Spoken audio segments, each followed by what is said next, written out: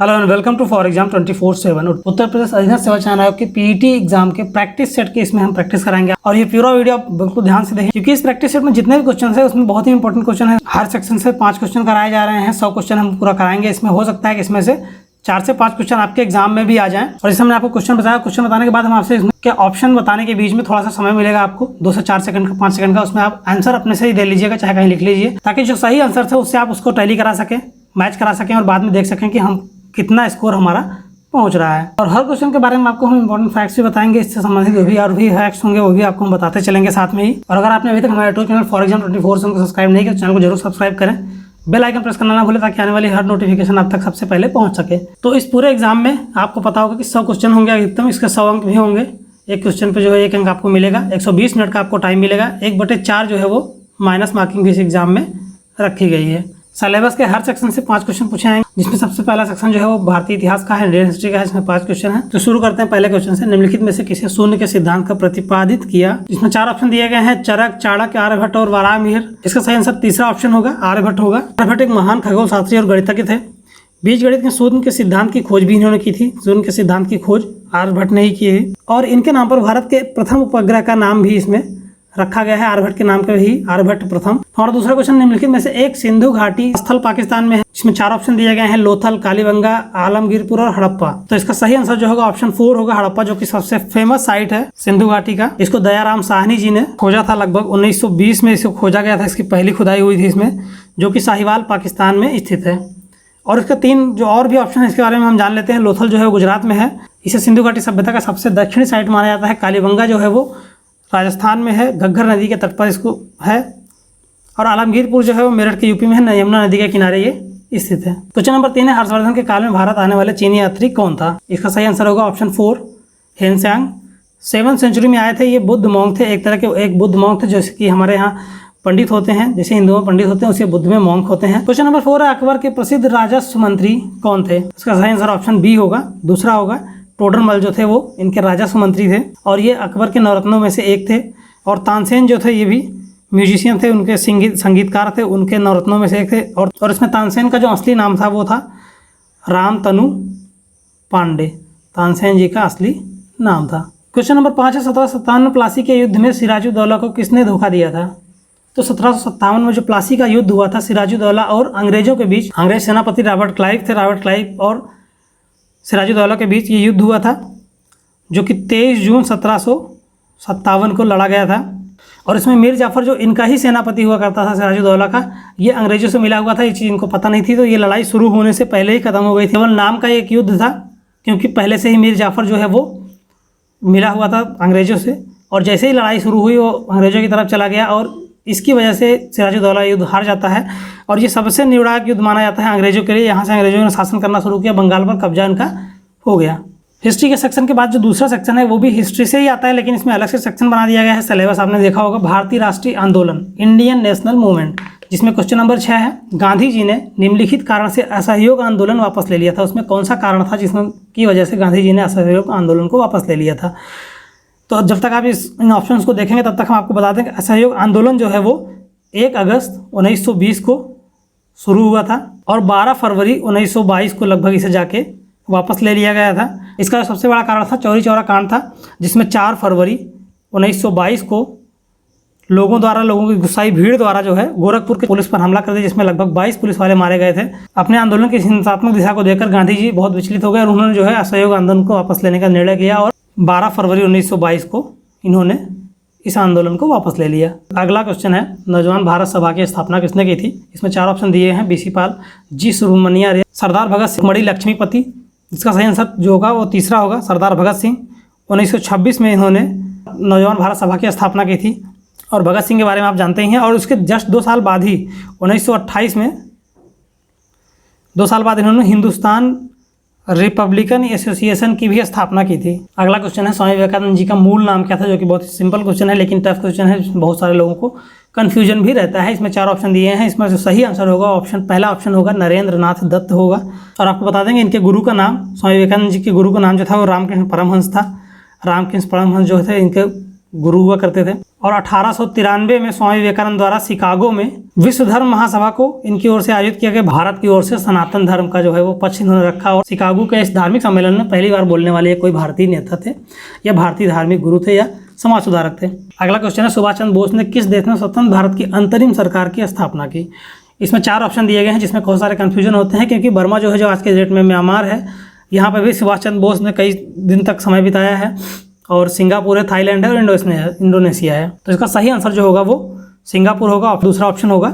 1943 में अर्जी हुकूमत हिंद के नाम से इन्होंने अंतरिम सरकार वहाँ पे बनाई थी। राष्ट्रीय संघर्ष के दौरान प्रसिद्ध समाचार पत्र केसरी के संस्थापक कौन हुआ करते थे? प्रसिद्ध समाचार पत्र केसरी के संस्थापक हुआ करते थे। इसमें 4 ऑप्शन है, महात्मा गांधी, जवाहरलाल नेहरू, मोहम्मद इकबाल और लोकमान्य तिलक। लोकमान्य तिलक, और तिलक जी का जो मूल नाम था वो केशव बाल गंगाधर तिलक था। 4 जनवरी 1881 को इन्होंने इसको प्रकाशित करना शुरू किया था। और ये जो समाचार पत्र था एक मराठी समाचार पत्र हुआ करता था, जो भारतीय राष्ट्रीय आंदोलन, भारतीय स्वतंत्रता आंदोलन में जान फूंकने के लिए इसको इन्होंने शुरू किया था। अब हम भूगोल में आ जाते हैं, तो 5 क्वेश्चन भूगोल से लिए गए हैं। क्वेश्चन नंबर 11 है, भारतीय मरुस्थल को क्या कहा जाता है? जो कि बहुत ही सरल क्वेश्चन है, आप लोगों को जरूर पता होना चाहिए। भारत में एक ही मरुस्थल है जो बहुत ही फेमस है और एक ही सबसे बड़ा मरुस्थल भी है, जिसको थार बोला जाता है। इसका सही आंसर तीसरा होगा, जो कि राजस्थान में है और लगभग 2 लाख किलोमीटर स्क्वायर में फैला हुआ है। और वर्ल्ड का जो है वो 20वां स्थान ये रखता है, ये रेगिस्तान। और बाकी के रेगिस्तान के बारे में इसमें हम जान लेंगे, जिससे गोबी का रेगिस्तान है, ये जो है चाइना और मंगोलिया के बॉर्डर का जो एरिया है वहाँ पे लगभग स्थित है। और जो दूसरा ऑप्शन सहारा है, सहारा जो है अफ्रीका का डेजर्ट है, आप लोगों को मालूम होगा, दुनिया का सबसे बड़ा और सबसे ज़्यादा गर्म रहने वाला रेगिस्तान भी सहारा है। और जो लास्ट है वो है अटकामा। अटकामा जो है वो साउथ अमेरिका में चिली कंट्री में है। अगला क्वेश्चन है, विश्व का सबसे बड़ा डेल्टा कौन बनाता है? तो इसमें 4 ऑप्शन है, जिसमें पहला ऑप्शन जो है वो सही है, सुंदरवन, जो कि भारत में बंगाल की खाड़ी की एरिया में है, पश्चिम बंगाल में स्थित है। और ये बाघ संरक्षित क्षेत्र भी है, रॉयल बंगाल टाइगर यहाँ पे पाए जाते हैं। और यहाँ पे नेशनल पार्क और बायोस्फीयर रिजर्व भी है। और इस सुंदरवन में जो है मैंग्रोव के पेड़ हैं जो कि बहुत ही फेमस है, दलदली एरिया रहता है। और इन पेड़ों का जो प्रयोग है वो नाव बनाने में किया जाता है, जो कि बहुत दिन तक खराब नहीं होते, इसलिए पानी में खराब नहीं होते, इसलिए नाव बनाने के लिए इनका उपयोग भी किया जाता है। और इसमें जो चौथा ऑप्शन कांगो बेसिन है, अफ्रीका में कांगो नदी है, उसका जो बेसिन है उसको बोला जाता है कांगो बेसिन। क्वेश्चन नंबर 13 है, नर्मदा नदी का उद्गम निम्नलिखित में से कौन सा है? तो इसका सही आंसर ऑप्शन 3 होगा, अमरकंटक। अमरकंटक से नर्मदा नदी निकलती है। अमरकंटक की जो पहाड़ियाँ हैं मध्य प्रदेश में, यहाँ से निकलती है नर्मदा नदी, वो निकलते हुए महाराष्ट्र और गुजरात होते हुए जाके अरब की खाड़ी में गिर जाती है, अरब सागर में गिर जाती है। और एक सोन नदी भी यहीं से निकलती है, वो भी यहाँ से निकलते हुए चली जाती है ऊपर की तरफ, उत्तर की तरफ चली जाती है, जो जाके गंगा नदी मिलती है। और उत्तर की तरफ बहने वाली ये पहली नदी केवल एक ही है, जो सोन नदी है। और भारत में 5वीं सबसे लंबी नदी है वो नर्मदा नदी है, और मध्य प्रदेश और गुजरात में बहती है, आपको पता ही दिया है।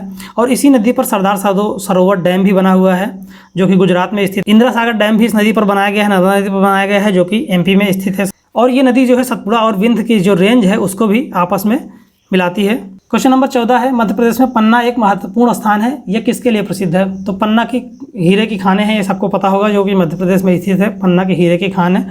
और भारत का सबसे ज़्यादा हीरा यहीं से निकाला जाता है, और आज से नहीं बहुत पुराने समय से ये जो है बहुत प्रसिद्ध रहा है। विष्णु पुराण में इस जगह का उल्लेख मिलता है, जिसमें इसको किलकित प्रदेश के नाम से जाना जाता था। और यहाँ पर एक नेशनल पार्क भी है, जिसको पन्ना नेशनल पार्क कहा जाता है, बाघ आरक्षित क्षेत्र है।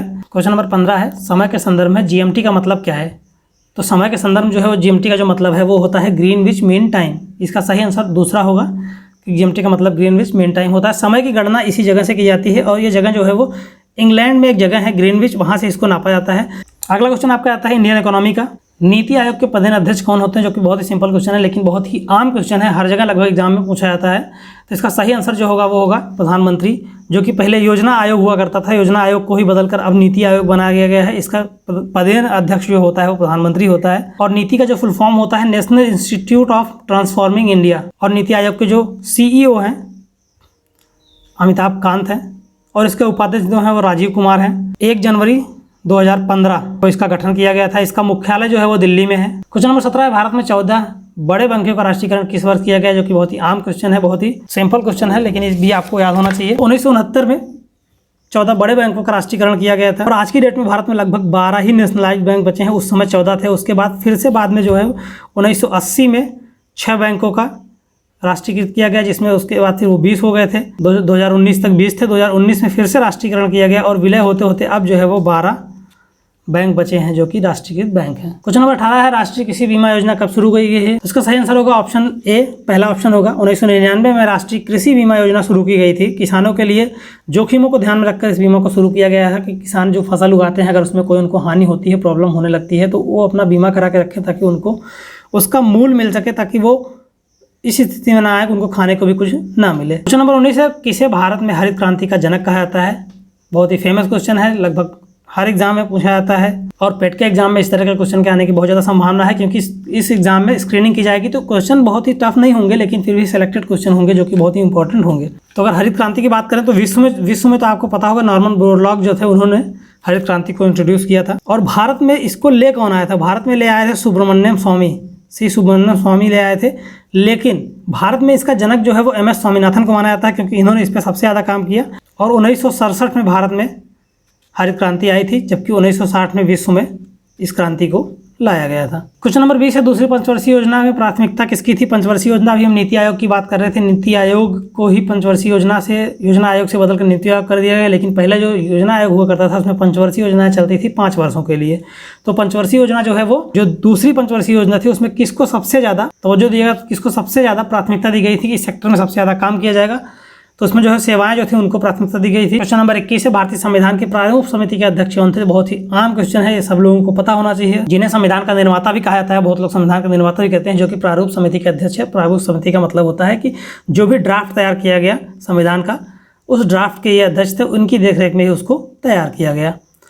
तो इसका सही आंसर ऑप्शन 4 होगा, चौथा ऑप्शन होगा। BR अम्बेडकर जो थे वो इस समिति के अध्यक्ष थे। और इसमें कई सारी और भी समितियां हुआ करती थी, जैसे झंडा समिति के अध्यक्ष जो थे वो डॉक्टर राजेंद्र प्रसाद थे। क्वेश्चन नंबर 22 है, संविधान में मौलिक कर्तव्यों को कब शामिल किया गया है? संविधान बनने के बहुत दिनों के बाद मौलिक कर्तव्यों को शामिल किया गया है। अनुच्छेद 51A या फिर का बोल लीजिए, और भाग 4 का के अंतर्गत अलग से इसे जोड़ा गया है। 42वें संविधान संशोधन में इसको ऐड किया गया, जो कि बहुत ही इंपॉर्टेंट सेक्शन ऐड किया गया, जिसमें 11 कर्तव्य ऐड किए गए, मूल कर्तव्य ऐड किए गए भारतीय नागरिकों के, जिसको मौलिक कर्तव्य बोला गया। और 1976 में इस 42वें संविधान संशोधन को किया गया था। और इसका जो स्रोत था वो रूस है, रूस से मौलिक कर्तव्य को लिया गया है। राज्य में मंत्रियों की परिषद का प्रमुख कौन होता है? तो इसका सही आंसर जो ऑप्शन सी होगा, 3rd होगा, क्योंकि राज्य में जो मंत्रि परिषद होती है उसका अध्यक्ष जो होता है वो मुख्यमंत्री होता है, प्रमुख होता है। और जो केंद्र में मंत्रिपरिषद होती है, केंद्र की मंत्रिपरिषद होती है, उसका अध्यक्ष जो है वो प्रधानमंत्री होता है। क्वेश्चन नंबर 24 है, भारतीय संसद में ऊपरी सदन का नाम क्या है? तो राज्यसभा को जो है वो ऊपरी सदन बोला जाता है और विधानसभा को निम्न सदन बोला जाता है। जबकि राज्यसभा से ज़्यादा विधानसभा में पावर होती है, सारे मंत्री यहीं बैठते हैं, सारा काम मैक्सिमम काम यहीं से कराया जाता है। लेकिन उच्च सदन हमेशा राज्यसभा को ही बोला जाता है। और एक चीज़, राज्यसभा में जो मंत्री होते हैं उनका कार्यकाल जो होता है वो 6 वर्ष का होता है, जबकि विधानसभा में जो है वो 5 वर्ष का होता है। राज्यसभा की सीटें जो है वो 250 सीटें, जिसमें 38 सीटों को जो है वो निर्वाचन द्वारा और जो है 12 सीटों पर मनोनयन किया जाता है राष्ट्रपति द्वारा। अगला क्वेश्चन, निम्नलिखित में से कौन एक पंचायती राज संस्था नहीं है? तो ग्राम सभा भी एक पंचायती राज संस्था है। ग्राम पंचायत और ग्राम सहकारी समिति आपको पता हो, जिसमें ग्राम लगा हुआ तो ग्राम पंचायत की सभा के संस्थान तो होगा ही होगा ये कम से कम। न्याय पंचायत जो है वो पंचायती राज संस्थान से ताल्लुक नहीं रखता। भारत में ग्राम पंचायती राज की शुरुआत कब हुई थी? राजस्थान के नागौर जिले से इसकी शुरुआत की गई थी। 2 अक्टूबर 1959 को इसको शुरू किया गया था जवाहरलाल नेहरू द्वारा। और 73वें संविधान संशोधन द्वारा इसे संवैधानिक दर्जा भी दे दिया गया 1992 में। पंचायती राज को अगर संवैधानिक दर्जे की बात की जाए 1992 में किया गया 73वें संविधान संशोधन द्वारा। और अगर इसका लॉन्च करने की बात की जाए तो 2 अक्टूबर 1959 को नागौर जिले राजस्थान से इसको लॉन्च किया गया था, शुरुआत की गई थी। अगला क्वेश्चन है, रॉकेट में किसके सिद्धांत पर काम करता है? तो रॉकेट जो है वो न्यूटन के तीसरे नियम के सिद्धांत पर काम करता है। आपको पता होगा क्रिया प्रतिक्रिया के नियम पर काम करता है। जैसे ही रॉकेट से जो भी फ्यूल बाहर की तरफ निकलता है तो वो उसको ऊपर की तरफ ढकेलता है अपनी उल्टी दिशा में, और रॉकेट जो है वो ऊपर बहुत ही तेजी से अंतरिक्ष में चला जाता है। अगला क्वेश्चन है, वाहन के पीछे आने वाली वस्तुओं को देखने के लिए उपयोग किसका किया जाता है? जो कि बहुत ही आम क्वेश्चन है। उत्तल दर्पण जो होता है इसका उपयोग किया जाता है, क्योंकि दूर की वस्तु जो है वो इसमें छोटी और आभासी दिखाई देती है। बहुत बड़ी वस्तु है तो वो भी बहुत ही छोटी और आभासी और साफ सुथरी दिखाई देती है, इस वजह से इसका उपयोग वाहनों में किया जाता है। अगला क्वेश्चन है, पेट्रोलियम किसका मिश्रण है? तो पेट्रोलियम जो होता है वो हाइड्रोकार्बन का मिश्रण होता है। इसका सही आंसर ऑप्शन बी होगा। रॉ पेट्रोलियम जो होता है उसमें बहुत सारे कच्चे मटेरियल होते हैं, तो पेट्रोलियम जो निकाला जाता है वो हाइड्रोकार्बन से निकाला जाता है। अगला क्वेश्चन है, निम्नलिखित में सबसे बड़ा जीवित पक्षी कौन है? इसका सही आंसर जो होगा ऑप्शन दूसरा होगा। शुतुरमुर्ग जो है वो सबसे बड़ा जीवित पक्षी है, जो कि 70 किलोमीटर पर आवर की स्पीड से दौड़ भी सकता है। आप सोच नहीं सकते इसकी इतनी स्पीड होती जो कि उड़ नहीं सकता, लेकिन दौड़ता बहुत ही तेज़ी से है। और 60 से 120 kg तक इसका वेट होता है। कभी कभी 1 क्विंटल के ऊपर का भी आपको शुतुरमुर्ग कहीं देखने को मिल जाएगा। क्वेश्चन नंबर 30 है जो बायोलॉजी का लास्ट क्वेश्चन है, हमारे शरीर में हड्डियों की कुल संख्या कितनी है? तो हड्डियों की जो संख्या है वो 206 होती है, एक वयस्क मनुष्य में होती है। लेकिन जब ये बच्चा होता है, नवजात शिशु, तो नवजात शिशु में जो है वो 270 होती है, लेकिन बाल्यावस्था में भी बढ़कर 350 तक चली जाती है। बाद में फिर से बाकी की हड्डियाँ जो है विलुप्त होने लगती हैं और 206 हड्डी एक वयस्क पुरुष में, एक वयस्क मनुष्य में पाई जाती हैं। और हड्डियों का जो अध्ययन होता है तो किसके अंदर किया जाता है? ऑस्टियोलॉजी बोला जाता है। हड्डियों के अध्ययन को ऑस्टियोलॉजी बोला जाता है। अगला क्वेश्चन जो है वो एलिमेंट्री अर्थमेटिक से है। 5 क्वेश्चन इसके अंदर भी हैं। 1 घंटे का 1 सेकंड में क्या होता है? 1 घंटे को अगर हम पॉइंट में रखा है तो 1 सेकंड में वो कितने में आएगा? 0.0027 जो है वो आएगा। इसका सही आंसर ऑप्शन 3 होगा। क्वेश्चन नंबर 32 है, एक फल विक्रेता के पास कुछ सेब थे, 40% सेब बेचता है, अभी भी उसके पास 420 सेब बचे हैं, मूल रूप में उसके पास कितने सेब थे? तो ये बहुत ही सिंपल क्वेश्चन है। इसका 60% जो है वो 420 है, तो 420 का जो 40% है वो भी निकाल के इसमें ऐड कर देंगे। जब ऐड करेंगे तो ये लगभग 700 के आसपास आ जाएगा। इसका सही आंसर ऑप्शन 4 होगा। 64,009 का वर्गमूल क्या होगा? 64,009 का वर्गमूल अगर निकालने जाएंगे, पूरा वर्गमूल अगर आप निकालेंगे तो वर्गमूल निकालने पर जो आंसर आएगा वो 253 आएगा। इसका सही आंसर ऑप्शन पहला होगा। क्वेश्चन नंबर 34 है, यदि 5 की पावर a बराबर 3125 तो 5a-3 बराबर क्या होगा? तो इसको अगर आप सॉल्व करेंगे तो सॉल्व करने में इसका सही आंसर ऑप्शन ए आएगा, पहला आएगा। टाइम कम होने की वजह से इसका हम सॉल्व नहीं करा रहे हैं, बाकी आप देख लीजिएगा, आंसर इसका पहला ही होगा। क्वेश्चन नंबर 35 है, किराने की दुकान में बिक्री लगातार 5 महीने तक 6435 रुपये, 6927 रुपये, 6855 रुपये, 7230 रुपये और 6562 रुपये है। 6वें महीने में उसकी कितनी बिक्री होनी चाहिए कि औसत बिक्री जो है वो 6500 रुपये हो? तो इस पूरे को अगर आप निकालेंगे तो 5 महीने का जो टोटल निकाल लेंगे वो आ जाएगा लगभग 34,009 आ जाएगा। और रिक्वायर्ड सेल जो है वो 6500 रुपये में दिया गया है, तो 6500 रुपये इंटू 6 महीने, तो 6 महीने में आप इसको कर लेंगे, जितना आएगा उसको उसमें से 34,009 को माइनस कर देंगे। जब माइनस करेंगे तो इसका आंसर जो है वो 4991 आ जाएगा। सही आंसर पहला होगा ऑप्शन। और अब आते हैं अगले सेक्शन पर, सामान्य हिंदी का। सामान्य हिंदी में भी 5 क्वेश्चन दिए गए हैं। व्यवहार का संधि विक्षेप क्या होगा? इसको आप एक बार कोशिश करें कि आप खुद से करें कि वी प्लस अव प्लस हार होगा कि व्यव प्लस हार होगा कि व्यव प्लस वहार होगा या व्यव प्लस व प्लस हार होगा। इसका जो सही आंसर होगा वो पहला होगा, वी प्लस अव प्लस हार, क्योंकि ये वा के साथ ई छोटी और आ के साथ जब जुड़ेगा तो ये आधा वा हो जाएगा, व्यवहार हो जाता है। क्वेश्चन नंबर 37 है, वक्ता का शब्द विलोम शब्द क्या होगा? वक्ता यानी कि बोलने वाला, श्रोता यानी कि सुनने वाला, इसका सही आंसर होगा। क्वेश्चन नंबर 38 है, रात में विचरण करने वाले प्राणी को क्या कहा जाता है? जो कि रात में चलते हैं उनको क्या कहा जाता है? रात्रिचर भी बोलते हैं, लेकिन रात्रिचर यहाँ नहीं दिया गया है, तो इसमें निशाकर नहीं होगा, बनचर नहीं होगा, तमचोर नहीं होगा, लेकिन निशाचर होगा।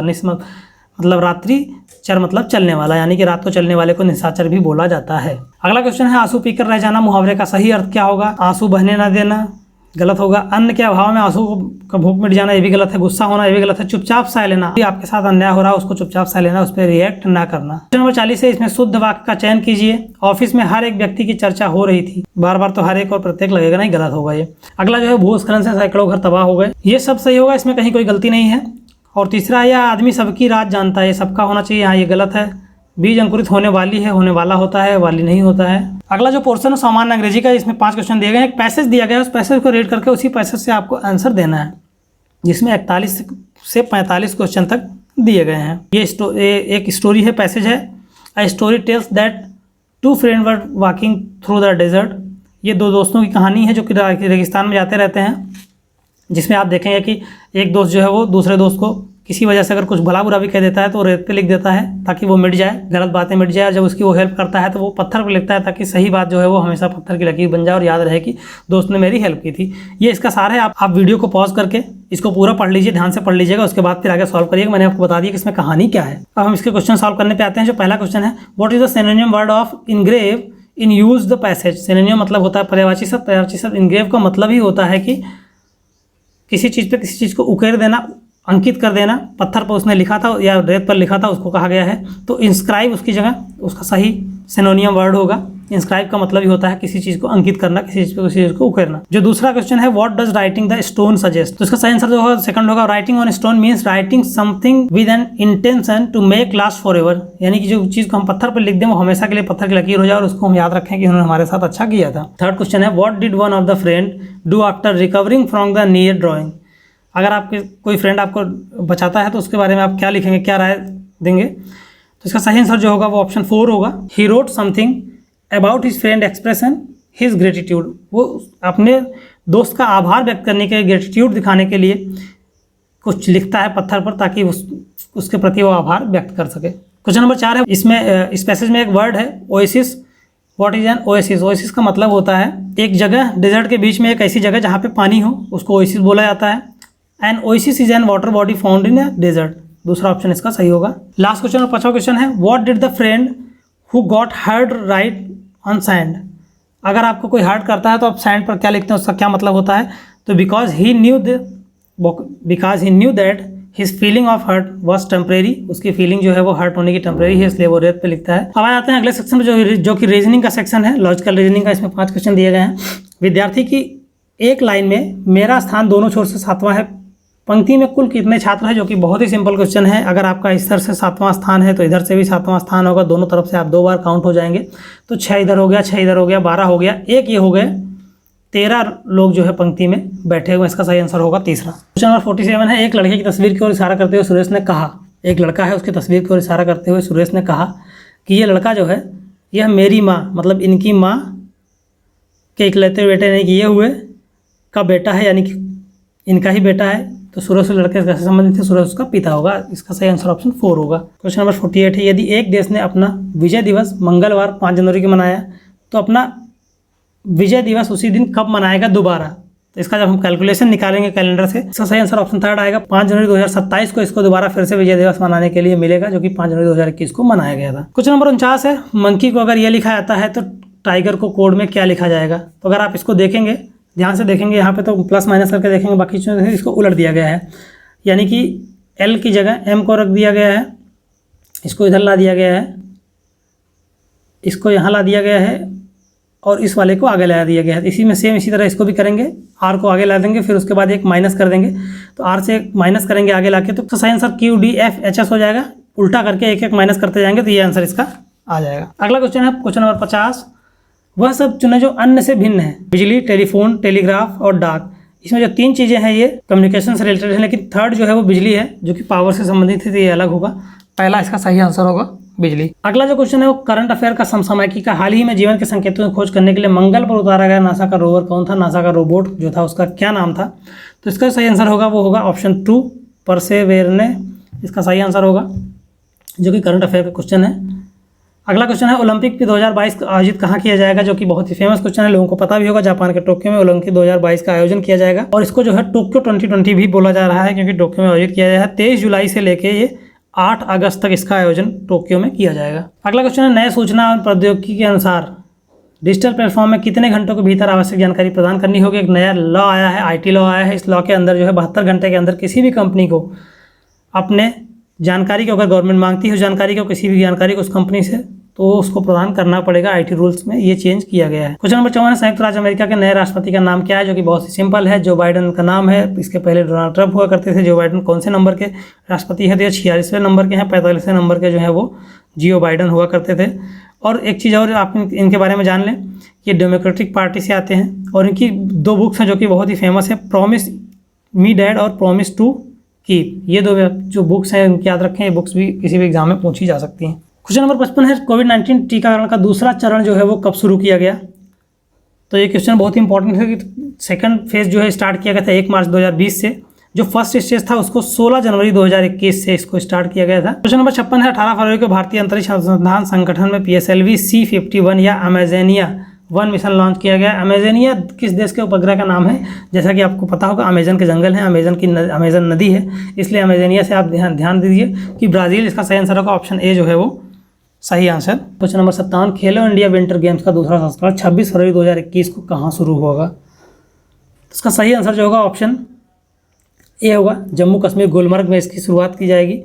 जो कि विंटर गेम्स हैं वो खेलो इंडिया 2021 को 26 फरवरी से शुरू किया गया था, जो कि जम्मू कश्मीर के गुलमर्ग में। अगला क्वेश्चन भी करंट अफेयर से, नदियों के इंटरलिंकिंग पर टास्क फोर्स 25 फरवरी 2021 को किन नदियों को जोड़ने के लिंक की मंजूरी दी थी? तो नदियों को इंटरलिंक करने के लिए एक टास्क फोर्स बनाई गई है, जो इन चीज़ों को डिसाइड कर रही है कहाँ किस नदी को जोड़ा जाएगा, जिससे ज़्यादा से ज़्यादा प्रॉफिट जो है वो मिल सके। तो महानदी और गोदावरी को जोड़ने के लिए इंटरलिंकिंग को मंजूरी दी गई थी इस डेट को। क्वेश्चन नंबर 59 है, नरेंद्र मोदी स्टेडियम का पहले नाम क्या था? जो कि बहुत फेमस क्वेश्चन है और ये बहुत ही विवाद में रहा है, तो इसके बारे में लोगों को ज़रूर पता होगा कि जो मोटेरा स्टेडियम है, जिसको सरदार पटेल मोटेरा स्टेडियम भी पहले बोला करते थे, इसी का नाम चेंज करके नरेंद्र मोदी स्टेडियम कर दिया गया है। और ये एशिया का सबसे बड़ा स्टेडियम है अपने आप में, जो कि अहमदाबाद गुजरात में स्थित है। क्वेश्चन नंबर 7 है, भारत में पहली जलमग्न सुरंग कहाँ बनाई गई है? तो अंडर वाटर या अंडर सी सुरंग जो बनाई गई है वो मुंबई में बनाई गई है। भारत की पहली अंडर सी सुरंग बनाई गई है। अगला क्वेश्चन जनरल अवेयरनेस का सामान्य जागरूकता का है, जिसमें जनरल अवेयरनेस में जीए आता है। जीए में जो है जीके और जीए लगभग एक चीज़ होती है, लेकिन जीए जनरल अवेयरनेस होता है, जो कि बहुत ही सिंपल क्वेश्चंस होते हैं, जिसमें भी 10 क्वेश्चन दिए गए हैं, 10 मार्क्स के हैं। भारत और पाकिस्तान के सीमांकन रेखा का नाम क्या है? जो कि बहुत ही सिंपल क्वेश्चन है, सबको पता होना चाहिए। इसका सही आंसर होगा रेड क्लिफ रेखा, क्योंकि रेड क्लिफ जो थे वो एक अंग्रेज हुआ करते थे, उसमें जो डिस्प्यूट हुआ था उसको सुलझाने के लिए यूएन महासभा से इनको भेजा गया था, इसलिए इन्हीं के नाम पर रेड क्लिफ रेखा उसका नाम रख दिया गया। और इसमें और भी रेखाएं हैं, जैसे डूरन रेखा है, ये पाकिस्तान और अफगानिस्तान के बीच में है। मैकमोहन रेखा इंडिया और चाइना के बीच में है। चाइना क्या आप मान सकते हैं तिब्बत के बीच में है, लेकिन तिब्बत चाइना के कब्जे में है, तो इंडिया और चाइना बोल सकते हैं। पाक जल डमरू मंडल है, पाक स्टेट जिसे बोला जाता है, इंडिया और श्रीलंका के बीच का जलीय भाग है, जो कि बहुत ही कम पानी यहाँ पे होता है, इसलिए इसको स्टेट बोला जाता है। तो पाक स्टेट जो है वो इंडिया और श्रीलंका के बीच में है। अगला क्वेश्चन है, केरल के राजा रवि वर्मा निम्न में से किस कला के लिए जाने जाते थे? केरल के एक राजा हुआ करते थे जो कि बहुत ही अच्छे चित्रकार हुआ करते थे, उसी कला के लिए उन्हें जाना जाता था। अगला क्वेश्चन है, येन किस देश की मुद्रा है? येन जो है वो जापान की मुद्रा है। और चाइना की मुद्रा है रेनमिनबी, कोरिया की मुद्रा है साउथ कोरियन वॉन है, और अमेरिका की डॉलर है। अगला क्वेश्चन है 64, दिए गए केंद्र शासित प्रदेश में कौन सा 2 राज्यों की राजधानी है? एक ऐसा केंद्र शासित प्रदेश है जो कि खुद तो केंद्र शासित प्रदेश है, अपनी भी राजधानी है, और 2 और राज्यों की राजधानी है, जिसमें पंजाब और हरियाणा की राजधानी है चंडीगढ़। इसका सही आंसर होगा चौथा होगा। क्वेश्चन नंबर 65 है, संसद के दोनों सदनों में संयुक्त अधिवेशन किसके द्वारा बुलाया जाता है? ये एक बहुत ही इंपॉर्टेंट क्वेश्चन है, जो कि अक्सर एग्जाम में पूछ लिया जाता है कि संसद में जब दोनों सदन का संयुक्त एक साथ अधिवेशन बुलाया जाता है, उसको बुलाता है, तो उस अधिवेशन को तो राष्ट्रपति बुलाता है, लेकिन उस अधिवेशन की अध्यक्षता कौन करता है? ये भी एक क्वेश्चन बनता है इसमें कि अनुच्छेद 108 के तहत अधिवेशन बुलाया जाता है, संयुक्त बैठक बुलाई जाती है, और इसका जो अध्यक्षता होता है वो भी लोकसभा स्पीकर या लोकसभा अध्यक्ष ही करता है। इस बात का बिल्कुल ध्यान रखें। विश्व पर्यावरण दिवस कब मनाया जाता है? 5 जून इसका सही आंसर होगा, इसको सबको पता होगा। इस बार के विश्व पर्यावरण की थीम क्या है? जो इकोसिस्टम रिस्टोरेशन है, मतलब प्रकृति को फिर से उसी रूप में रिस्टोर कर लिया जाए जिस रूप में वो थी। अगला क्वेश्चन है, पुष्कर मेला कहाँ आयोजित किया जाता है? जो कि बहुत ही सिंपल क्वेश्चन है। पुष्कर मेला जो है अजमेर में आयोजित किया जाता है, राजस्थान के अजमेर में। कार्तिक पूर्णिमा के दिन इसका आयोजन किया जाता है, और ब्रह्मा जी का मंदिर है यहाँ पे, जिस मंदिर के पास इसका आयोजन किया जाता है। अगला क्वेश्चन है, अजंता के चित्रों में क्या दर्शाया गया है? अजंता के चित्रों में जो जातक कथाएं दर्शाई गई हैं, अजंता जो है वो दीवारों पर मूर्तियों द्वारा दर्शाया गया है, जिसमें महाराष्ट्र के औरंगाबाद जिले में अजंता की गुफाएं हैं। अगला क्वेश्चन है, संयुक्त राष्ट्र महासभा के सदस्य कितने देश हैं? इसके सदस्य देश आपने कई जगह पढ़ा होगा, 193 देश हैं। 193 देश जो है यूएन के सदस्य हैं, और यूएन के इस समय जो प्रेजेंट टाइम में प्रेसिडेंट हैं वो हैं टर्की के वोल्काबोस्कर, इसके इस समय प्रेजेंट टाइम पे प्रेसिडेंट हैं। लेकिन नए बने हैं जो प्रेसिडेंट, वो मालदीव के विदेश मंत्री अब्दुल्ला शाहिद बने हैं, जो 70वें प्रेसिडेंट इसके बनेंगे। डिस्कवरी ऑफ इंडिया, अगला क्वेश्चन, डिस्कवरी ऑफ इंडिया पुस्तक किसने लिखी है? इसका सही आंसर होगा ऑप्शन चौथा होगा, जवाहरलाल नेहरू ने डिस्कवरी ऑफ इंडिया पुस्तक को लिखा था। अगला क्वेश्चन जो है वो हिंदी से है, जिसमें 10 क्वेश्चन है। इसमें एक अपठित गद्यांश दिया गया है, इस गद्यांश को पढ़कर इससे आंसर आपको देने हैं। तो ये गद्यांश है, मेरे मकान के आगे चौराहे पर ढाबे के आगे फुटपाथ पर खाना खाने वाले लोग बैठते हैं। इसमें कहानी दी गई जिसमें ये बताया गया है गरीब लोग जो है किसी घर के सामने रहते हैं, और वो व्यक्ति जो है उसको कुछ नहीं कहता, अगल बगल के लोग उसको बोलते हैं कि इनको आप क्यों नहीं बोलते, अब वो खराब होती है, ये लोग गंदगी पैदा करते हैं और बहुत शोर शराबा करते हैं। लेकिन उस व्यक्ति को ये चीज़ें खराब नहीं लगती, क्योंकि वो गरीब व्यक्ति अपना किसी तरह जीवन यापन करते हैं, और वो व्यक्ति भी गाँव का रहने वाला होता है, उसे पता होता है कि क्या दिक्कतें आती हैं, और ये लोग दिल के कितने साफ़ होते हैं, भले ये लोग इस तरह से रहते हैं लेकिन ये लोग अच्छे लोग हैं। ये इस कहानी का सार है। बाकी ये कहानी आप वीडियो को पॉज करके पूरी कहानी को आप पढ़ लें अच्छे से, उसके बाद फिर आप क्वेश्चन का आंसर दें। क्वेश्चन को हम सॉल्व कर लेते हैं। इस दुनिया में कहा सुनी होती है? इस दुनिया का संकेत से मतलब है गांव से आकर बसे हुए गरीब लोग, जिसमें कहा सुनी होती रहती है, लेकिन बातें बाद में ये सुलझा लेते हैं खुद ही बहुत ही आसानी से। क्वेश्चन नंबर 2 है, प्रस्तुत गद्यांश में साहित्य की किस विधा के अंतर्गत आएगा? कौन सी विधा है साहित्य की जिसके अंतर्गत इसको आता है? तो इसको संस्मरण बोलते हैं, क्योंकि उसको अपनी पुरानी बातें भी याद आ जाती हैं उस व्यक्ति को, इसलिए उसको संस्मरण बोला जाता है। साधारण बात पर हंगामा कौन खड़ा कर देते हैं? साधारण बात पर जो हंगामा खड़ा करते हैं वो लोग अमीर किंतु असभ्य लोग होते हैं। साधारण बातों पर लड़ाई नहीं किया करते, गरीब लोग लड़ाई करते हैं, लेकिन कुछ ही दिन में, कुछ ही घंटों में फिर जाकर ये अपने आप एक दूसरे से बातचीत फिर से करने लगते हैं। लेखक लोगों की शिकायतों को हल कर लेता है, क्योंकि वो जानता है कि जुटने वाले गरीब लोग हैं जो कि ईमानदार हैं, जो कि गलत नहीं है। लेखक से क्यों पूछते हैं कि आपको बुरा नहीं लगता है? क्योंकि जो लोग वहाँ गरीब लोग रहते हैं वो आसपास गंदगी बिखेरते हैं, इसलिए पास पड़ोस के जो लोग होते हैं वो उनको बोलते हैं कि आपको बुरा इसके बारे में नहीं लगता है। जो अपठित गद्यांश है दूसरा है वो विद्यार्थी जीवन से संबंधित है कि विद्यार्थी जीवन रीढ़ की हड्डी होती है क्योंकि अतिशयोक्ति नहीं होती। विद्यार्थी काल में बालक जो संस्कार पड़ जाते हैं वो हमेशा के लिए रहते हैं, अमिट रहते हैं।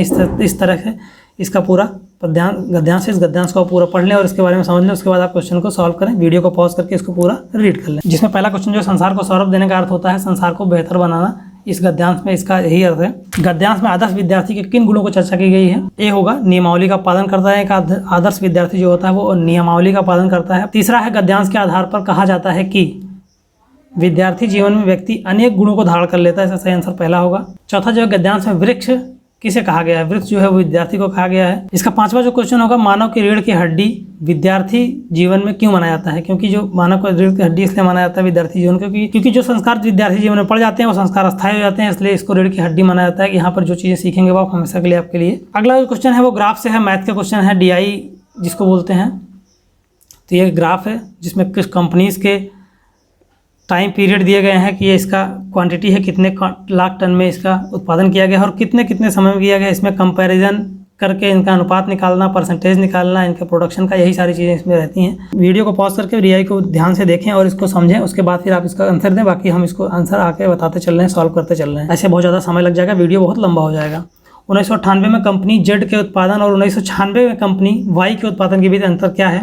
तो इसको अगर आप दोनों को प्लस करके जब एवरेज निकालेंगे, अंतर दोनों को प्लस करके जब डिफरेंस निकालेंगे, डिफरेंस जो है 20 लाख टन का आएगा दोनों में। इसका सही आंसर तो दूसरा होगा। और जो क्वेश्चन नंबर 2 है, कंपनी 1998-2000 की अवधि में कंपनी X के औसत उत्पाद का उसी अवधि में कंपनी Y के औसत उत्पाद का अनुपात क्या होगा? दोनों का औसत उत्पाद निकाल लेना, फिर उसका अनुपात निकालना है। जब आप इसको निकालेंगे तो इसमें 23.25 जो इसका सही आंसर आएगा। क्वेश्चन नंबर 3, 1996 से 1999 तक कंपनी Y के उत्पादन में प्रतिशत वृद्धि क्या है? यानी कि 1996 से लेकर 99 तक के कंपनी का उत्पादन निकाल लीजिए टोटल, और फिर उसके बाद हर साल निकाल लीजिए कितने % किस साल बढ़ रहा है। तो इसको जब आप निकालेंगे तो इसका सही आंसर जो आएगा ऑप्शन थर्ड आएगा, 60% की वृद्धि जो है वो दर्ज की जाती है। अगला क्वेश्चन है किस कंपनी का औसत उत्पाद 5 साल में अधिकतम रहा है? तो अगर आप इसका एवरेज निकालेंगे तो जो कंपनी X और Z हैं इन दोनों का ही जो औसत उत्पाद है 5 साल में सबसे अधिकतम रहा है। अगला क्वेश्चन, कंपनी Y के उत्पादन से कंपनी Z के उत्पादन का प्रतिशत अधिकतम किस वर्ष था? Y का जो उत्पादन था Z से ज़्यादा किस वर्ष था वो आपको निकालना है। दोनों को निकाल लीजिए, तो दोनों का परसेंटेज निकालेंगे तो आपको अपने आप मिल जाएगा। जिसका 1996 में था वो Y का उत्पादन Z से ज़्यादा था परसेंटेज में। यहाँ पे आपको एक और ग्राफ दिया गया, DI दिया गया है, आप यहाँ पे देख सकते हैं। इस ग्राफ को ध्यान से देख लें, फिर उसके बाद इससे संबंधित क्वेश्चन है, वीडियो पॉज करके आप इसको समझ लें, उसके बाद फिर इससे संबंधित क्वेश्चन आगे करेंगे। इसमें जो पहला क्वेश्चन है वो एक पुस्तक की कीमत लागत मूल्य से 20% अधिक है, यानी कि जो लागत मूल्य से पुस्तक है उससे 20% उसका कीमत जो है वो अधिक है। यदि पुस्तक के अंकित मूल्य 180 रुपये है तो पुस्तक की एक प्रति में प्रयुक्त कागज की कीमत क्या है, यानी कि एक जो उसकी कॉपी होगी उसमें कितनी कीमत लग रही है। तो इसको जब आप निकालेंगे इसका सही आंसर जो थर्ड आएगा 37.50 इसका सही आंसर आएगा। और जो दूसरा क्वेश्चन है आपको हम इसका आंसर बताते चलते हैं क्योंकि सॉल्व करने में टाइम बहुत ज़्यादा लगेगा। बाकी आंसर्स आपको हम बता दे रहे हैं, बाकी के क्वेश्चन आप खुद सॉल्व करके आंसर लगा दें। जो सेकंड क्वेश्चन है, सेकंड क्वेश्चन का जो आंसर होगा वो थर्ड होगा। इस क्वेश्चन को आप जब सॉल्व करेंगे तो इसका आंसर जो है वो थर्ड आएगा 22,950। और फोर्थ क्वेश्चन जो है जब इसको आप सॉल्व करने जाएंगे तो पुस्तक की रॉयल्टी और मुद्रण प्रिंटिंग लागत इसमें निकालना होगा। तो इसको जब आप निकालेंगे तो इसमें लगभग 25% आता है। पांचवा है रॉयल्टी के दिए गए व्यय के अनुरूप क्षेत्र में केंद्रीय कोण क्या होगा। इसको आप अगर निकालने जाएंगे तो ये जो है थर्ड नंबर 54 डिग्री आएगा इसका। यहाँ पे आप देख सकते हैं कि एक तालिका दी गई है, इस तालिका के आधार पर क्वेश्चन आगे दिए गए हैं। तो इस तालिका में जैसे नंबर दिए होते हैं, किसी के रिजल्ट्स होते हैं कई लोगों के, इससे कंपैरिजन और इसी से संबंधित क्वेश्चन बनाए जाते हैं। तो इस तालिका को आप ध्यान से देख लें और रीड कर लें, फिर इसके बारे में जो हम आंसर आपको बता रहे हैं सॉल्व करने के बाद उसको मैच कराएं कि आपके आंसर्स कितने सही हो रहे हैं। और इसमें भी 10 क्वेश्चन दिया गया है, दो तालिका दी गई है, 5 क्वेश्चन एक में, 5 क्वेश्चन एक में, दूसरी तालिका में भी आपको हम दिखाएंगे। जिसका पहला क्वेश्चन जो है भौतिक के सभी 7 छात्रों द्वारा प्राप्त औसत अंक क्या है, दशमलव के बाद के 2 अंक तक भी आपको बताना है। तो इसका जो सही आंसर होगा वो दूसरा होगा, 89.14 अंक होंगे। क्वेश्चन नंबर 2 जो होगा इसका सही आंसर आप निकालने जाएंगे तो 2.2 आएगा। सेकंड नंबर इसका क्वेश्चन सही आंसर होगा। थर्ड क्वेश्चन जब आप सॉल्व करने जाते हैं ऐड कर लेना है, ऐड करेंगे आप तो 449 जो है वो सही आंसर आ जाएगा। अगला चौथा जो है किस विषय में कुल प्रतिशत सर्वश्रेष्ठ है, सबसे ज़्यादा परसेंटेज किस विषय में है। तो मैथ में जो सबसे ज़्यादा परसेंटेज है अगर पूरा ओवरऑल देखने जाएंगे तो। और क्वेश्चन नंबर 5 है तरुण का कुल परसेंटेज कितना है। तरुण का पूरा ऐड कर लेंगे सब्जेक्ट, ऐड करने के बाद फिर जितने सब्जेक्ट हैं उससे जब भाग दे देंगे तो उसका परसेंटेज निकल आएगा। जब परसेंटेज निकल के आएगा तो 60% जो है तरुण का निकल के आएगा। यहाँ पे एक दूसरी तालिका दी गई, दूसरा टेबल दिया गया है, इससे संबंधित भी आगे आपको क्वेश्चन मिलेगा जिसमें गरीबी रेखा के नीचे की जनसंख्या, पुरुष अनुपात, महिला अनुपात, इन सबसे संबंधित क्वेश्चन दिए गए हैं। आप इसको ध्यान से देखें, फिर सॉल्व करके आगे आप क्वेश्चन के आंसर्स को मैच कराएं। जिसके पहले क्वेश्चन जब आप आंसर निकालने जाएंगे तो इसमें 6.25 करोड़ आएगा, और जब सेकंड क्वेश्चन का आप आंसर निकालेंगे तो इसमें 2.23 करोड़ आएगा और 43 करोड़ आएगा। जब आप थर्ड क्वेश्चन को सॉल्व करेंगे, सॉल्व करने के बाद आपको थर्ड क्वेश्चन का जो आंसर है वो आएगा आपका 3.3 करोड़। थर्ड नंबर का इसका आंसर जो है वो आएगा थर्ड क्वेश्चन का। अगले क्वेश्चन जब आप जाते हैं, इसको जब आप सॉल्व करते हैं तो इसका सही आंसर जो आएगा वो 2:5 आएगा। 2:5 के रेशियो में जनसंख्या का अनुपात आएगा। इस प्रैक्टिस सेट का अंतिम क्वेश्चन और इसका 100वां क्वेश्चन जब आप इसको सॉल्व करने जाएंगे कि किस राज्य में गरीबी रेखा के नीचे जनसंख्या प्रतिशत सबसे कम है, तो आप जो राज्यों का नाम है वहाँ दिए गए हैं PQRST। तो जो टी राज्य है उसमें सबसे कम प्रतिशत में गरीबी रेखा के नीचे की जनसंख्या रहती है। वीडियो APSS के पीटी एग्जाम से संबंधित प्रैक्टिस सेट था। आपको हम इसके प्रैक्टिस सेट डेली एक प्रैक्टिस सेट कराते रहेंगे, तो आप इस वीडियो को पूरा देखें, ध्यान से देखा करें, आप सॉल्व करने की पूरी कोशिश करें, और अगर ना समझ में आया तो आप एक बार या 2 बार देख सकते हैं। इस प्रैक्टिस सेट से रिलेटेड आपका कोई भी सवाल है तो आप कमेंट सेक्शन में पूछ सकते हैं, उसका जवाब देने की हम पूरी आपको वहाँ पे कोशिश करेंगे, आपको सॉल्यूशन जरूर देंगे। और वीडियो में आगे बढ़ने से पहले आपसे हम एक बार फिर कहना चाहेंगे, आप हमारे यूट्यूब चैनल फॉर एग्जाम 24/7 को जरूर सब्सक्राइब करें, बेल आइकन प्रेस करना ना भूलें, ताकि आने वाली हर अपडेट आप तक सबसे पहले पहुंच सके। PDF और नोट्स पाने के लिए, इस तरह के जो भी प्रैक्टिस सेट है इनके PDF पाने के लिए आप हमारे यूट्यूब टेलीग्राम चैनल को भी सब्सक्राइब कर सकते हैं। जैसे आप इस पर जाएंगे तो यहाँ पे आपको इस तरह के जितने भी प्रैक्टिस सेट हम करा रहे हैं, जो भी PDF है वो आपको वहाँ पे अवेलेबल मिलेंगे आंसर के साथ और सॉल्यूशन के साथ। आप वहाँ पर उसको ले सकते हैं, डाउनलोड करके वहाँ से आप देख सकते हैं।